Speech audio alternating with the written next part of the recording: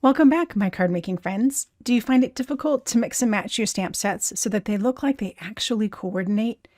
The pair of projects I'm creating in this video will help you find some great sets you can use together, along with a great color combination and sketch.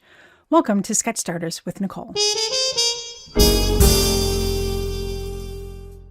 I will be using 4 stamp sets: Build-A-Flower Larkspur, Build-A-Flower Fuchsia, Layered Cupcake, and Versatile Vases. All 4 of these sets work seamlessly because they share a few common attributes. First, they all have a similar outline style. See how they all have a thin, even line with not much extra detail? That makes them all look very similar in style. When you're looking to combine stamp sets, that's something you should definitely consider. A layering stamp with a different style outline or no outline at all would not look like it coordinates as well. Secondly, as I get started with stamping here, these 3 sets are all layering stamp sets. I'm going to do all of the outline layers in Obsidian Black. That will help make them look more coordinated. As I plan on doing stamped layers instead of only using the outline for these projects, I'll be using the same set of inks throughout.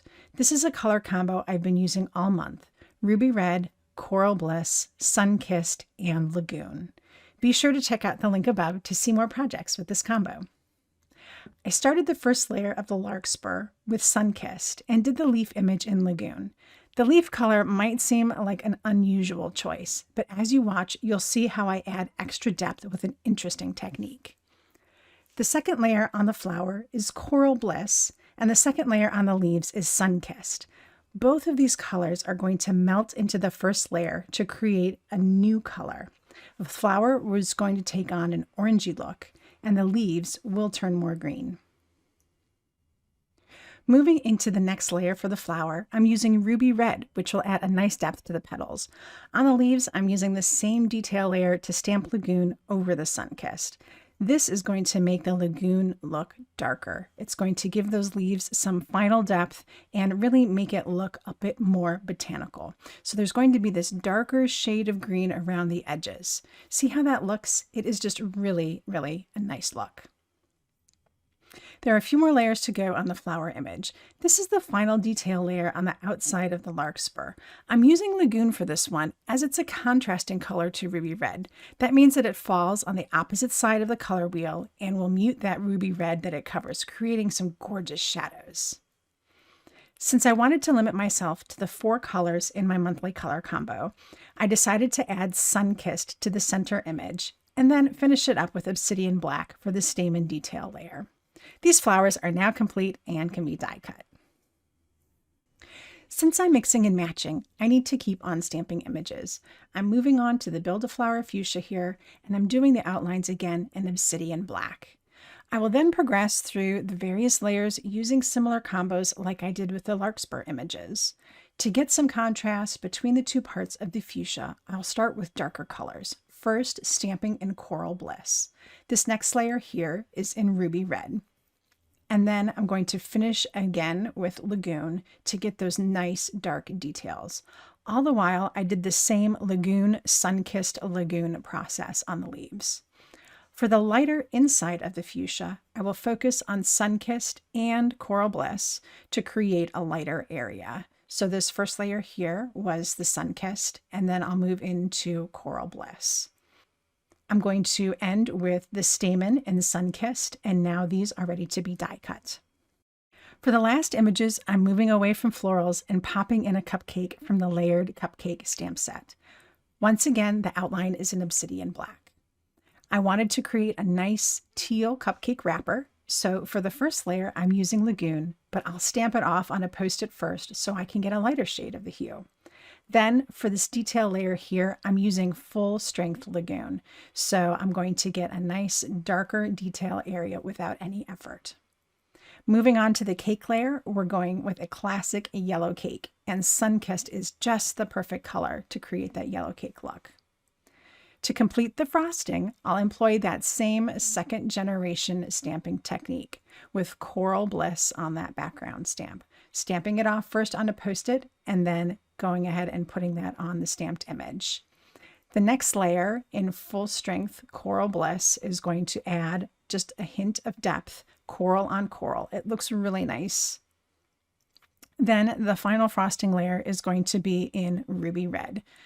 That's really not a surprise at this point, but it's going to look fantastic together and really give those ridges some nice depth. Now, again, I'm ready to die cut this piece and move on to next steps. Moving on to finishing the card and assembling the look. This is where we will dive into that sketch. I created all of these elements so far with this sketch in mind, knowing that I would need a larger focal point image for the large circle and some smaller images for those supporting circles. I'm starting off here by adding some detail to the background using the Stripe Builder Stencil and Sunkissed ink. I find that this stencil works best with temporary adhesive on the back, so with it stuck down on my card base, I can add my blended color. I don't want anything dramatic, just a subtle pattern to keep the background from being too plain. For this first design, I'm going to use a vase from Versatile Vases. This is going to create the large rectangle shape in the sketch. I'm stamping this right on the card base using Obsidian Black. Again, keeping that outline image so that I can be consistent across all of the stamped images in this project. I'll use the mask stencil to block off the surrounding area and add just the lightest touch of Lagoon to the vase so it looks like there's water inside. The vase will look like it's glass because you can still see those background stripes peeking through, but now there's just going to be this slightly different color as if you're seeing through the glass and some water in the vase. To finish off the design, I pre-placed all of my stamped imagery on the card to make sure I liked the look. I also placed the sentiment from the Build-A-Flower Larkspur to make sure it would fit. Since I had it in just the right place, I carefully moved my sentiment and card base over to my MISTI and stamped the word in Obsidian Black. With that complete, I can rearrange the florals to mimic the sketch and glue them in place. I started by arranging the larkspur and the leaf.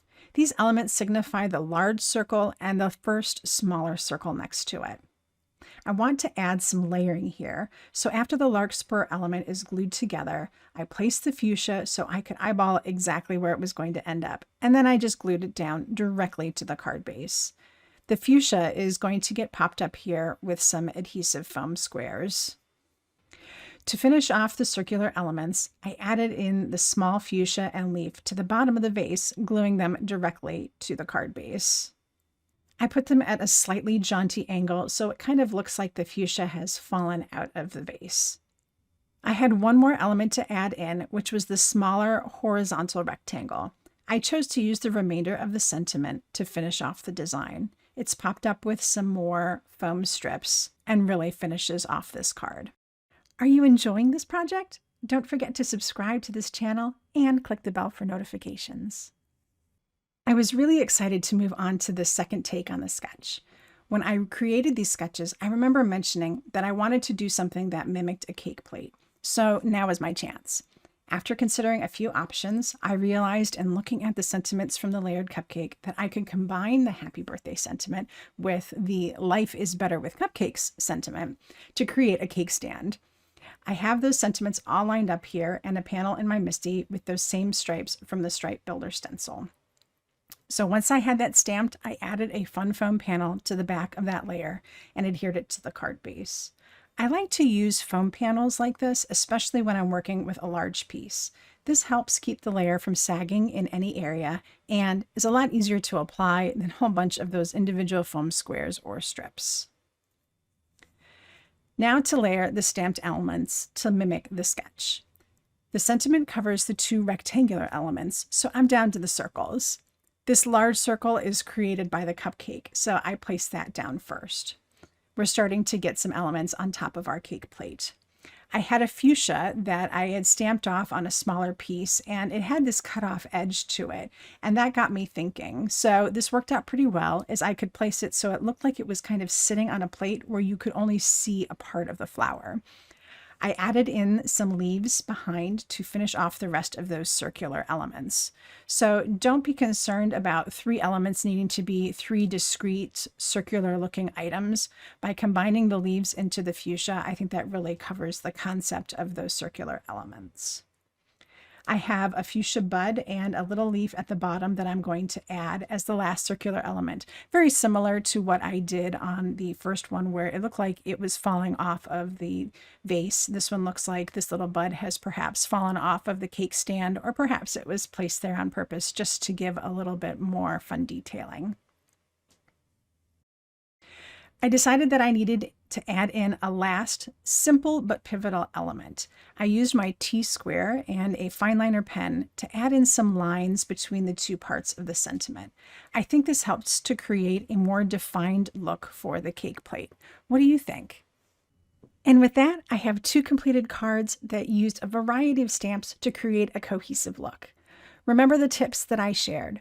Look for sets that have similar properties, such as outline images in the same thickness and style, and layering stamps where you can use a cohesive color palette to unite the images further.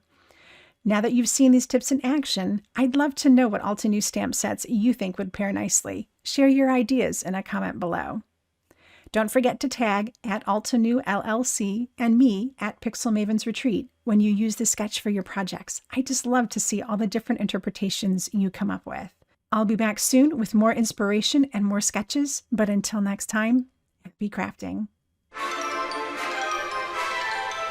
Help support my craft education efforts by clicking on the subscribe button and the little bell so you'll get notified when I create new content just for you. If you're looking for something else to watch, how about one of these crafty videos?